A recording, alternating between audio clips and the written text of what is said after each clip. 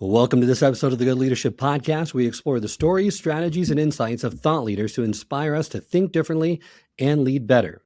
For this episode, I'm once again thrilled to be joined by two of the most influential figures in learning and memory science, Dr. Robert and Elizabeth Bjork.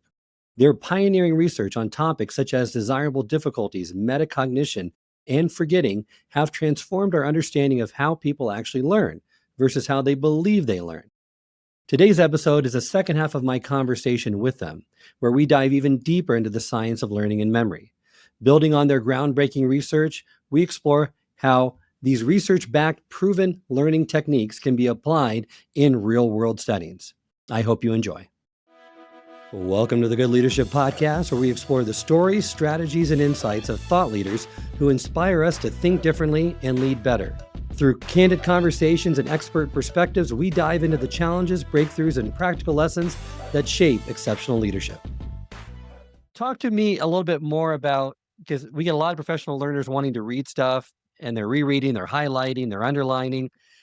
Whereas, like you said, Elizabeth, close the book and try to retrieve the information from the chapter, or generate your own summary, because generating an answer, even when you get it wrong, creates a much deeper memory than just recognizing it or being shown it as you're reading a book. Well, if nothing else, it makes you realize, I thought I knew this, but I don't, in the sense that I can't just do this on my own without looking at the book. So it kind of can direct your learning and study in a more effective way because okay, I seem to be able to answer questions about when I apply this kind of a formula to solve the problem, no matter how long I wait. But I'm really fuzzy on this other formula. So it can direct your studying to the total body that you need to learn. You can learn, I've got A and B pretty well, but I'm really slippery on C and D, those segments. So it can help you that way. But we get questions like this a lot from teachers, and we always feel bad that we can't say, okay, if you're teaching geometry, you need to, have this kind of a spacing.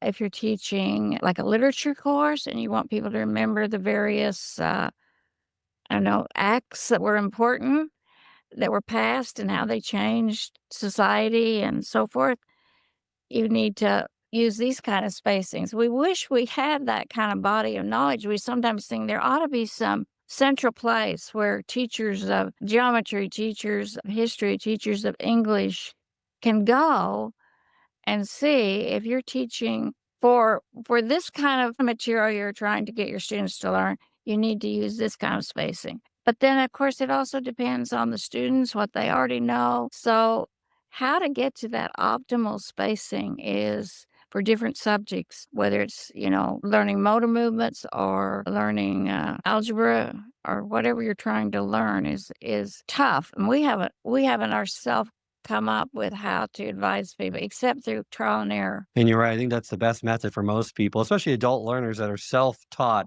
that want to improve their development. It's just trying out at different intervals. If you've gone too far, you might have forgotten too much, and relearning is going to happen. If you haven't gone far enough and it's too easy, then kind of gauge that. It's an individual metric that they have to learn for themselves. But most importantly, it's to know that spacing out effect, you need to let some forgetting happen. And you talk Right. about goal-directed forgetting, which is a fascinating idea. How does actively letting go of outdated knowledge work, and what are some practical tactics to do so? We're confronted with that all the time, and it seems like the rate at which now that procedures, what are methods and whatever change, that we've learned something and now all of a sudden it's outdated and needs to be done some other way. This poses none of these dynamics are new. It's just that things change more rapidly now, where something that was critical in your business, now the company gets rid of that software and there's a whole new software system. And that's happening probably right now with the artificial intelligence. This is more turmoil than maybe ever before right now, right at this moment, about what will a computer do faster than people will do, how to share your knowledge and so on. And it poses unique challenges. I can't help but think back all the way to when the second year of grad school at Stanford, they had at that time these so-called comprehensive exams, which you would go exams in all these major areas of psychology. And without realizing how super effective it was, there were 4 of us as grad students that had become friends from playing basketball together, who were each in different areas of the psychology, the developmental, clinical, cognitive. And we decided they had all the old comprehensive exams on the file. So you could get those and practice answering those old questions. And it turned out that we had a system where you just had to try to answer this next question, whether it was in your area or not. And that turned out to be so effective. We didn't understand at the time why, but that kind of process of cooperative learning embedded with the challenges of interacting, correcting, producing. And you're right, that is so effective. And I love, and it's because I haven't seen this elsewhere in the learning science research, but that goal-directed forgetting is about freeing up cognitive resources to focus on what is relevant now. Because like what both of you say, without forgetting, old habits and knowledge compete or undermine you learning new skills. Yeah, people think that's very strange, but I mean, goal-directed, for example, let's just say that a friend in high school or maybe college that you've gotten to know by their maiden name gets married and now adopts the married name. Well, that's illustrative of a challenge we confront a great deal. And now in social and other environments, it can be inappropriate to introduce her by her earlier name. But those things are in competition. And one thing that makes it particularly challenging is the longer the retention interval till you have to recall somebody's name or something, the more the earlier name will become prominent. This gets into theoretical dynamics. We don't really have time here, but very powerful effect that if I learned a person's name and now they have a new married name, I may as pretty quickly get to where I can recall their married name reliably. But if we go off somewhere and come back for some reunion event, the name that will be most dominant will be their earlier maiden name. This is just a fundamental access will shift preferentially to the earlier things learned. At a short interval, it will be the later things, but as it gets longer, it's the earlier learnings. In training pilots, this is a real problem because if you train them on one particular plane and they've now sufficiently mastered all the ways that you have to lower this flap and so forth, and then they're on a new plane now, which is very similar but not identical. If there's any kind of an emergency or something like that, they will tend to go back to the earlier learned things. So if the flap you need to raise if the toggle for that used to be on the right, but now it's on the left, you will tend to immediately go to the right. And it takes a long time of training them in the new situation to make those earlier learned responses less available. If it's not a crisis, it's routine, you may be fine producing the current motor activity. But if in crisis, there tends to be, again, a process of kind of reverting to earlier learning. And there's plenty of examples over the years with automobiles where the emergency brake has been, all over the place if you think about it. And some of those, you've got a new car and now it's a different procedure in a real crisis with the car brakes failing. In many cases, people can be trying to find this brake handle where it's not fitting. That, once again, is somewhat counterintuitive that over a longer period of time, the information that they first learned really predominates. But in the short period of time, you can overcome that bias, if you want to call it a bias, so that it's current. But long term, you really look at that primacy effect of where they first learned it and how they learned it. Well, let's talk about technology because you kind of touched upon it What advice would you give for using technology to support rather than undermine effective learning? Because AI is great. I've used AI to incorporate everything we've said so far: retrieval practice, interleaving, spacing out effect, but it can also think for you. And I think people are inherently lazy. The brain is a lazy organ. It wants to Hmm. automate as much as possible. It doesn't like this idea of desirable difficulties and really thinking more. But how can we leverage technology to really use the best of learning science to get us to learn faster and more effective? Boy, it's hard to think of a question that is more timely or actually more difficult. One easy example, one of the things we hear from teachers a lot, it takes so much time to write good questions. I mean, multiple choice questions are very pervasive in education, in part because they're not that difficult to write and um, they're easy to grade. So if you have 100 students, 200 students in your class, which is typical of a lot of big universities, it would be impossible to grade 200 essay answers. But with multiple choice, you can do it okay. But for those multiple choices to be effective for learning, you have to write them in such a way that they force the student to think when they're answering the question. So you don't want the alternatives to just be so ridiculous that they don't even have to look at them. So you have to make what we call competitive multiple choice tests. And this is hard, meaning all the alternatives are plausible.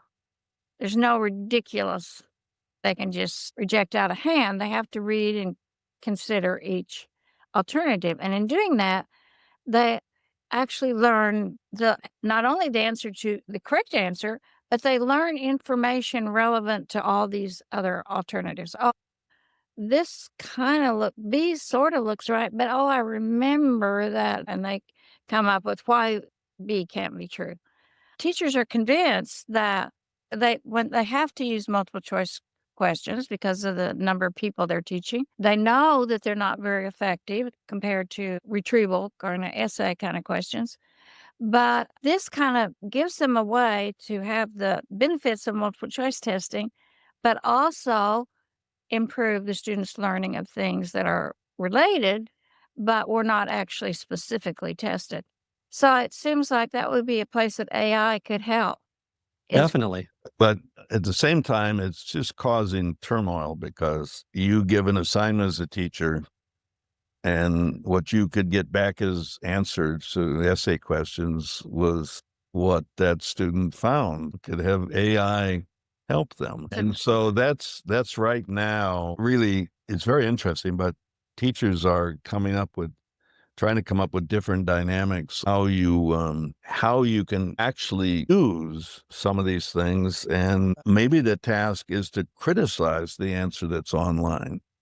What was good about it and what was not mentioned. So you're not to parroting something as an answer, you are critiquing it. So the machinery, so to speak, exists. If you give essays exam, you can identify pretty well as a teacher where a You're right. student's answer has just been copied. Agree with you. I mean, and I taught in higher education for many years as well, and experienced the same things. AI was just coming into its full effect then. I find with professional learners and leaders, we live in an information age. We're inundated by information. So perhaps maybe another application is using AI technology to curate it. Not to save you from learning it, but to curate it down to its essential pieces and to take research articles, make them more understandable and applicable to them so they can use that knowledge and apply it right away versus trying to decipher something, or maybe they don't have the background to fully understand the implications. I find myself with every sort of possible attitude about this particular time. I mean, we've been thinking about writing, but some of those things, I asked a question like, what did Robert and Elizabeth Bjork say about desirable difficulties? It came back with about 8 paragraphs that were shocking to us. We were thinking, could we have written this ourselves any better than this? So, I mean, people are finding examples where it's misleading or you can strive to confuse the system, but I'm not sure where it's all headed. It's going to change everything. Well, I'd like to ask you two more questions before we end today. First one, is there a memorable finding from your lab or your research that surprised you or shifted your thinking?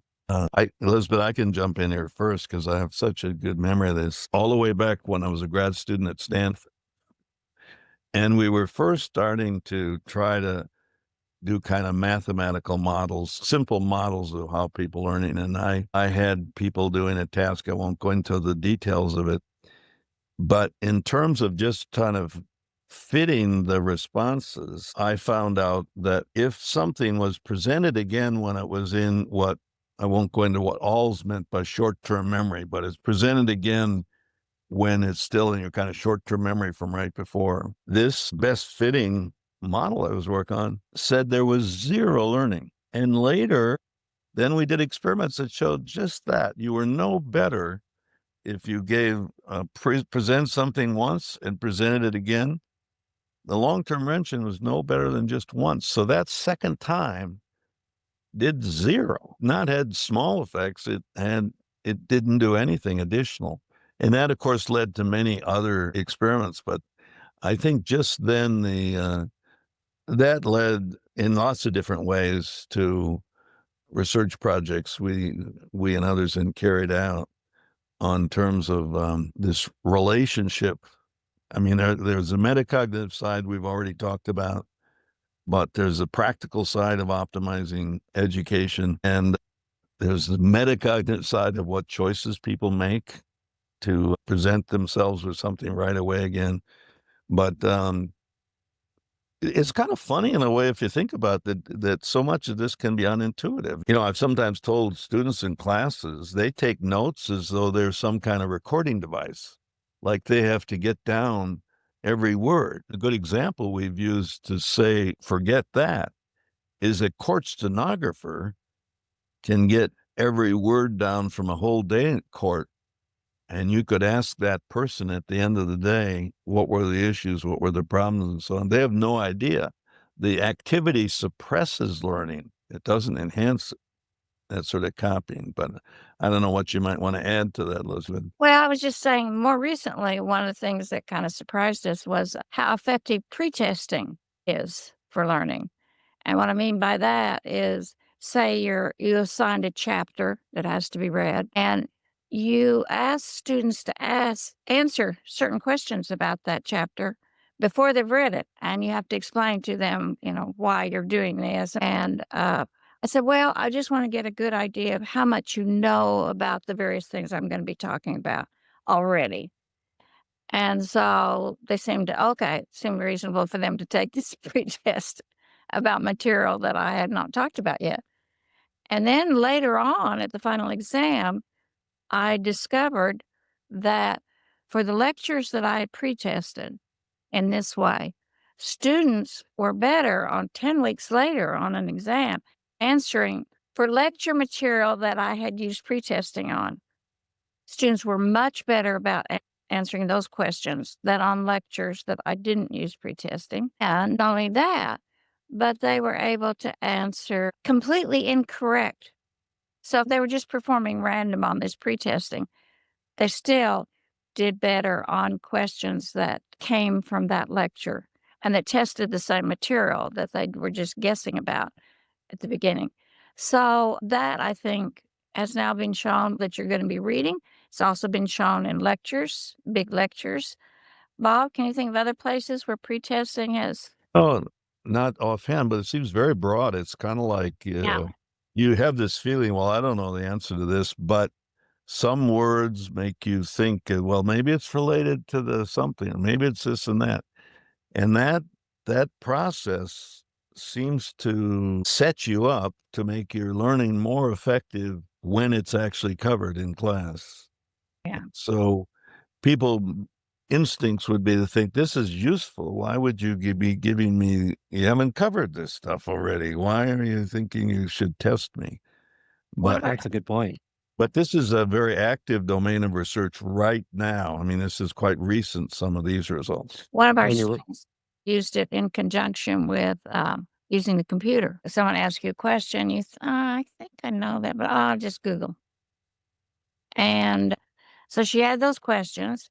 And then before you could, and everybody could Google, but you had some of the students, students, had to first try to answer the question from their own memories, without. And even if they couldn't do it or whatever, then she allowed them to Google. And then later, the students who had to think first before Googling did much better on an exam that tested all that material.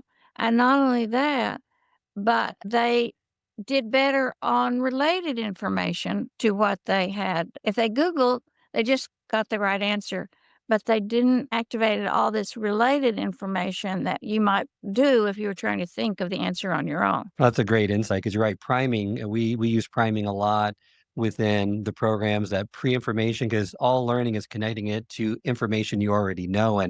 And priming those connections has proven useful. And you're right, Robert, there's a lot more research on this recently and its impacts and effects in a wide variety of arenas. The final question, love to ask both of you, is what excites you most about the future of learning science? Either research area, technology, societal trend, and what do you hope the next generation of learners or teachers will accomplish? Well, you know how to ask some tough questions. Some of these translates to what are those early years of learning are awfully important, even the kind of grade school years. And what is it involving AI or just the training of teachers and stuff can then make that activity lead to permanent learning of really important concepts and so on. Because it's at a time in a kid's life when all sorts of social dynamics are going on and insecure. But I just think if some of this research can go back and create a foundation, and there is some indication that if early school learning is optimized, it can make up a substantial part of the lack of learning on the part of some of your students because of what their home environment's like. That in some ways, when I think of things that we haven't been across our careers developmental psychologists, but that when you think that there is maybe the potential from students who've been in a home environment where maybe there aren't books and there's not encouragement and whatever, that leads to a kind of deficit when they start formal schooling. I think it's very exciting to think, is there some way to make up for that? Is there some way?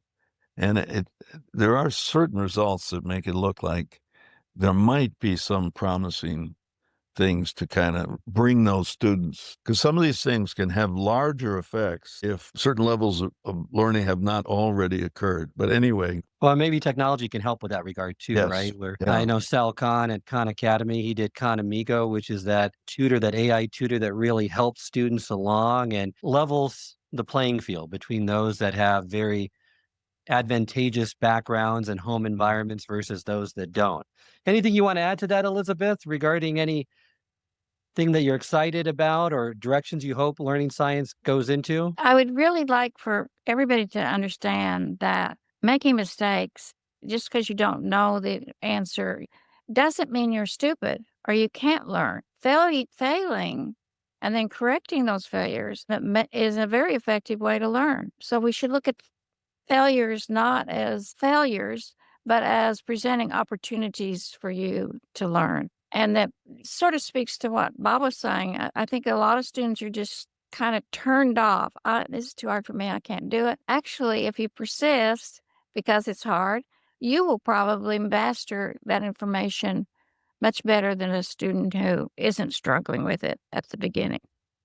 That's a great encouraging note to end our conversation on. Thank you so much, Dr. Robert and Elizabeth Bjork, for joining me today. Appreciate it so much. Remind our listeners, is there a way they can get in contact with you or learn more about your work? Yeah, well, they can look up at almost any terms like desirable difficulties or whatever. People are welcome to contact us with specific questions they have. Thank you again for joining me today, and thank all of you. Remember, the principles we've uncovered in advance, especially in the value of productive struggle, the critical role of retrieval, and the importance of accurate metacognition provide a powerful research-backed playbook for anyone committed to lifelong learning and development to follow. Thank all of you. And until next time, remember, it's not what you know, but what you do consistently that makes a difference. I hope this episode has provided you with valuable insights. If it has, I ask you to share it with someone who would also benefit from it. If you've been enjoying and gaining knowledge from this podcast, then subscribe to our YouTube channel where you can find all the previous episodes of the podcast and additional learning resources. You can also subscribe to the podcast on Apple or Spotify and leave up to a 5-star review.